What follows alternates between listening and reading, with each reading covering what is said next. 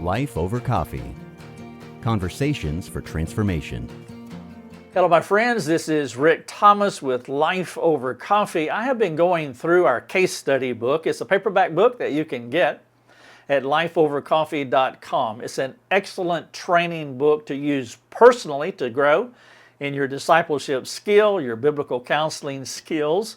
It's also an excellent book for teaching and training. By the way, we have an expanded version that has our analysis of all 48 of these case studies, and you're welcome to get that at our store too.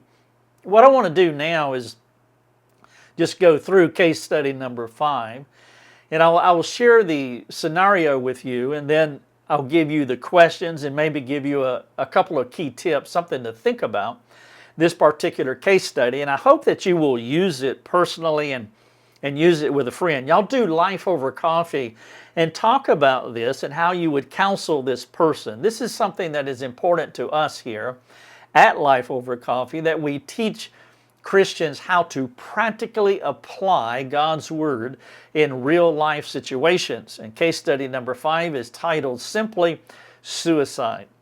This is one of the more complicated cases that you will encounter, but it's something that we do have to deal with, regrettably and unfortunately. This is something that's prevalent in our age. And so here's the short scenario for you to think about. And again, I'll follow up with questions.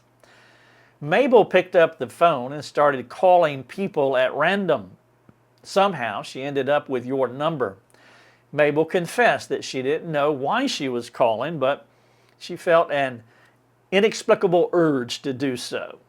She began to share her sordid story. She was at the end of a complicated and frustrating life, and she felt hopeless. Mable explained to you that she had tried God in her words, and in her words, He did not work for me. Admittedly, as you inquired more, she did reveal her lack of understanding of Christianity, of course, which you might imagine, that's part of that peripheral vision, that you want to see more than what is said to you or more than what meets the eye. She went on and talked about how she had mapped her plans for a death. She had mapped it out the previous week. She written goodbye notes. She tied up loose ends. She believed there was nothing left to do but to end her life. Yet before taking that final step, she felt compelled to make one more phone call, and you were the one that answered the phone. Mable is a divorced Christian and the mother of a teenager. She attends a Southern Baptist church but lacks strong connections within her church community. Her church has not been intentional about building relationships with her, which was great for Mable because, her default was to isolate, and because of a lack of connectivity in the church, it really catered to her temptations to be alone. She hasn't maintained a job for the past 15 years due to a diagnosis and the prescribed medications, which have also impeded her physically. Now middle-aged and lonely and fearful and weary, she's nervous and overwhelmed by despair. What's the use? She asked.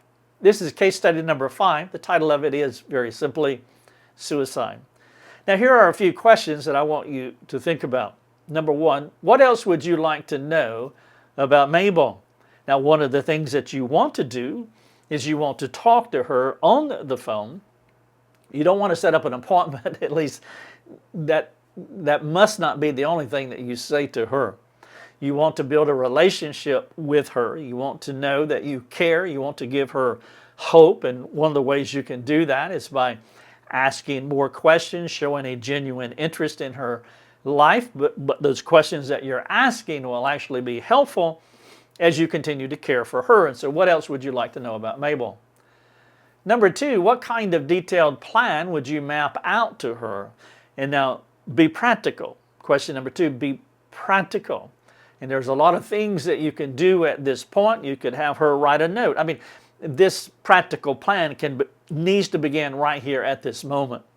And of course, if you can meet with her later, you want to continue to detail that plan out because you want to give her mile markers for her to hit. You want to give her goals. You want to give her an aspiration to keep moving forward. But in the immediacy, you might ask her to write out a note saying, I will not commit suicide. That could be part of it, but there needs to be more. Number 3, based on the information that you currently have, how do you think Mable got to the point to where she wants to take her life? Now, this question is asking you to biblically speculate. And so you'll have to read inside the lines here and just try to think through what could happen to a person to where they would want to end their life. And so you want to widen the lens, and biblical speculation is absolutely essential when you're meeting with someone, because, again, we have to think more deeply or more expansively than what we see and what they're telling us. And so we want to have that widened lens approach as we look at this. And so, again, you won't necessarily be wrong when you answer this question, but you do want to speculate and just think through some of these will actually, some of your speculation will actually help you in your question asking. This is case study number 5. The title of it is Suicide. It is one of 48 case studies in our book that I would love for you to get. You can find it in our store at lifeovercoffee.com. Thanks for joining us. Learn more and get access to other resources at lifeovercoffee.com.